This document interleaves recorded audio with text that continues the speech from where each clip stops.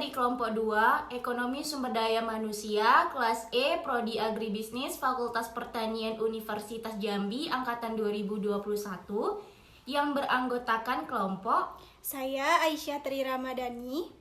Saya Firly Amelia Dewi. Saya Eva Puspita. Saya Diana Fitri Anggi. Saya Sarlina Amanda. Saya Ani Muntama Budiarti. Saya Devi Padatul Mukarramah. Di sini kami akan memaparkan materi mengenai pekerjaan sektor formal dan informal.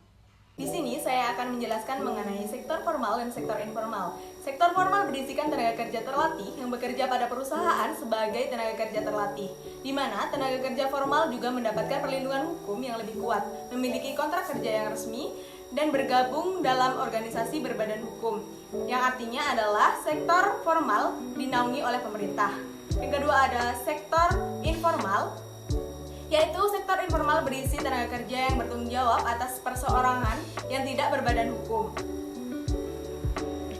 di mana usaha yang dijalankan adalah usaha milik sendiri, yang berarti tenaga kerja informal tidak berada di bawah naungan pemerintah. Selanjutnya ada ciri-ciri dari sektor formal. Yang pertama adalah pola kegiatan yang teratur dengan baik karena sudah tersusun rapi dari yang menaungi. Yang kedua, menerapkan peraturan dan ketentuan yang ditetapkan oleh pemerintah, di mana tenaga kerja sektor formal harus menaati peraturan tersebut.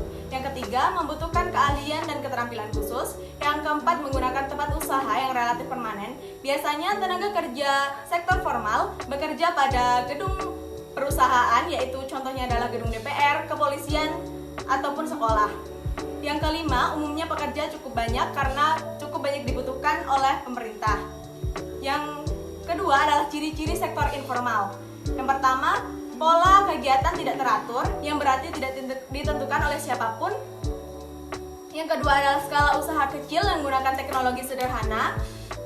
Yang ketiga, tempat kerja yang tidak permanen, yaitu biasanya tenaga kerja sektor informal menyewa tempat dan bukan milik sendiri. Yang keempat, tenaga kerja yang tidak teratur atau tidak tetap, yaitu berpindah-pindah tempat, seperti contohnya pedagang yang berpindah-pindah tempat untuk berjualan.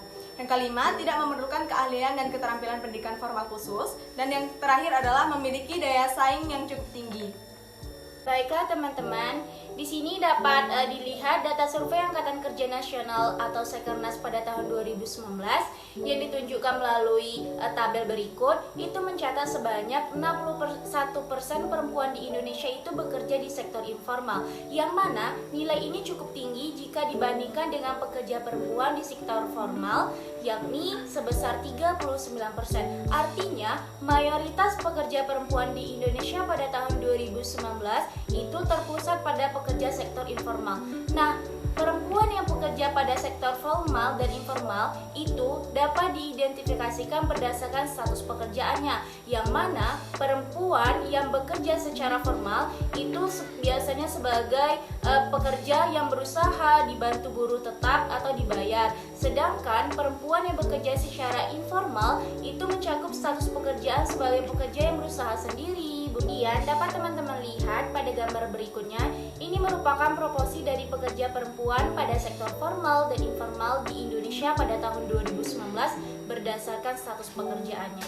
Gambar ini menunjukkan bahwa pekerja perempuan pada sektor formal di Indonesia itu sebagai buruh, karyawan, pegawai. Kemudian untuk perempuan yang bekerja pada sektor informal mayoritasnya merupakan pekerja keluarga atau tidak dibayar dan pekerja yang berusaha sendiri.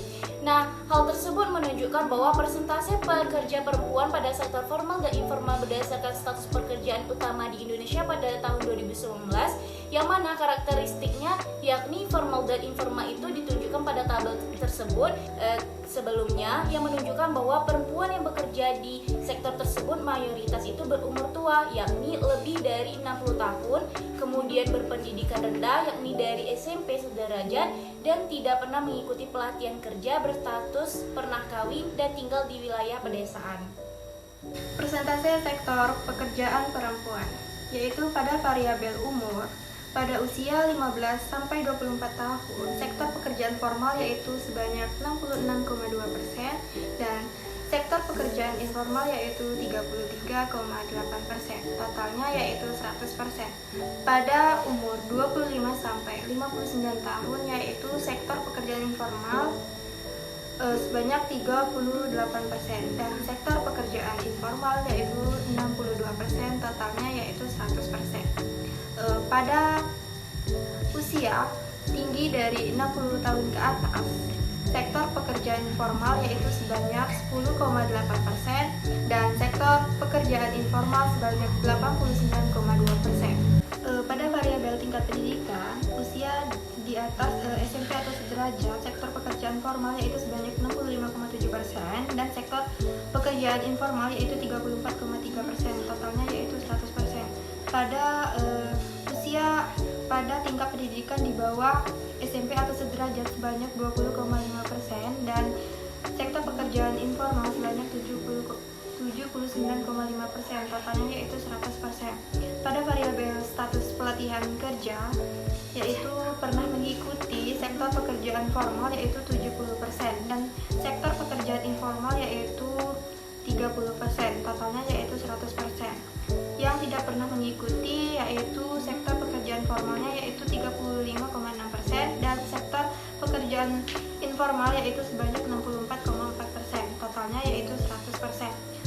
Pada variabel status perkawinan yaitu belum pernah kawin, pada sektor pekerjaan formal yaitu sebanyak 74,1%, dan sektor informalnya yaitu 25,9%, dan yang pernah kawin yaitu pada sektor pekerjaan formal yaitu sebanyak 32,5%, dan sektor pekerjaan informal sebanyak 67,5%, totalnya yaitu 100%. Pada variabel menurut wilayah tempat tinggal yaitu perkotaan, pada sektor pekerjaan formal yaitu sebanyak 51,5%, dan sektor pekerjaan informal yaitu sebanyak 48,5%. Pada perdesaan, sektor pekerjaan formal sebanyak 24,4%, dan sektor pekerjaan informal sebanyak 75,6%. Baiklah, selanjutnya pekerja sektor formal. Pekerja sektor formal adalah pekerja dengan hubungan kerja yang tercakup dalam perundang-undangan atau dalam praktiknya tunduk pada undang-undang tenaga kerja, pajak, pendapatan, perlindungan sosial atau hak tertentu untuk jaminan kerja tertentu atau pemberitahuan pemecatan sebelumnya, pembayaran yang buruk, dibayar tahunan atau izin sakit, dan juga lain-lain. Contoh pekerjaan sektor formal ini ada PNS atau pegawai negeri sipil, polisi, dokter, guru, pengacara, dan masih banyak yang lain lagi. Pada PPT yang kami buat terdapat contoh pekerjaan sektor formal yaitu ada dokter dan juga pegawai negeri sipil.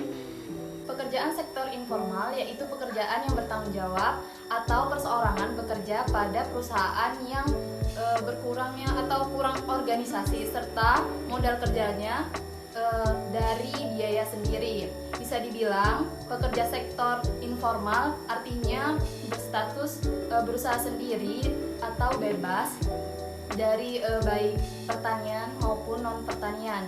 Contohnya seperti dari pekerjaan supir angkot, PKL atau pedagang kaki lima, pedagang asongan, dan juga kuli bangunan. Pada di gambar juga ada terdapat dari pekerjaan tukang beca. Untuk selanjutnya, berikut merupakan presentasi pekerja formal dan informal yang berumur 15 tahun ke atas dari tahun 2019 ke tahun 2021. Pada diagram persentase jumlah pekerja formal mengalami kenaikan maupun penurunan. Persentase tertinggi terdapat pada tahun 2019 sebanyak 36%. Antara tahun 2019 ke tahun 2020 mengalami penurunan. Namun, dari tahun 2020 ke tahun 2021 kembali mengalami peningkatan. Untuk persentase jumlah pekerja informal juga mengalami penurunan dan peningkatan. Dari tahun 2019 sampai tahun 2021 mengalami penurunan dan peningkatan persentase. Yang paling tinggi dari tahun 2019, 2020, dan 2021 adalah pada tahun 2020. Pada tahun itu, persentase jumlah pekerja informal sebanyak 35%. Dari tahun 2019 ke tahun 2020 mengalami peningkatan yang signifikan dan terlihat. Namun, pada tahun 2020 ke tahun 2021 justru mengalami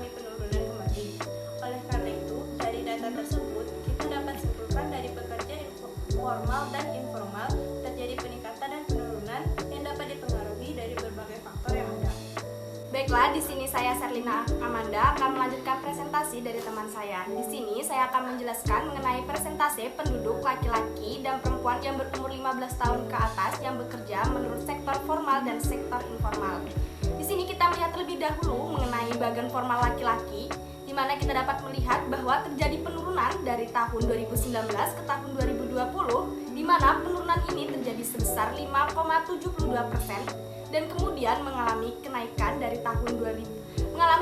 pada tahun 2021 sebesar 2,08%. Nah, di sisi ini kita dapat melihat bahwa kenaikan pada persentase formal laki-laki yang paling tinggi yaitu terjadi pada tahun 2019. Kemudian kita lihat kembali pada bagian formal perempuan. Di sini juga terjadi penurunan dari tahun 2019 ke tahun 2020 yang mana penurunan terjadi sebesar 4,32%. Kemudian mengalami kenaikan pada tahun 2021 sebesar 3,6%. Namun kenaikannya tidak sebesar tahun 2019 sehingga persentase formal perempuan tertinggi yaitu terjadi pada tahun 2019. Sekarang kita lihat kembali pada bagian persentase informal laki-laki. Di sini terjadi kenaikan pada tahun 2019 ke tahun 2020 di mana sebesar 5,72%. Namun mengalami penurunan kembali pada tahun 2021 sebesar 0,08%. Itu artinya persentase penduduk laki-laki berumur 15 tahun di Indonesia yang bekerja di sektor informal terjadi tingkat yang tinggi pada tahun 2020. Selanjutnya kita melihat kembali pada bagian informal perempuan.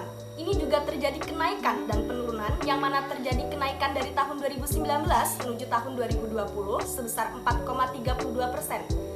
Namun terjadi penurunan pula pada tahun 2021 sebesar 3,6%. Di sini dapat kita lihat bahwa persentase informal perempuan tertinggi terjadi pada tahun 2020. Dari bagian yang telah kami sajikan di sini dapat kita lihat bahwa persentase penduduk laki-laki dan perempuan yang berumur 15 tahun yang bekerja pada sektor informal dan formal mayoritas lebih banyak yang bekerja pada sektor informal dibandingkan dengan sektor formal. Sekian materi yang kami paparkan. Mohon maaf jika terdapat kekurangan dalam penyampaian kami. Kami ucapkan terima kasih. Wassalamualaikum warahmatullahi wabarakatuh.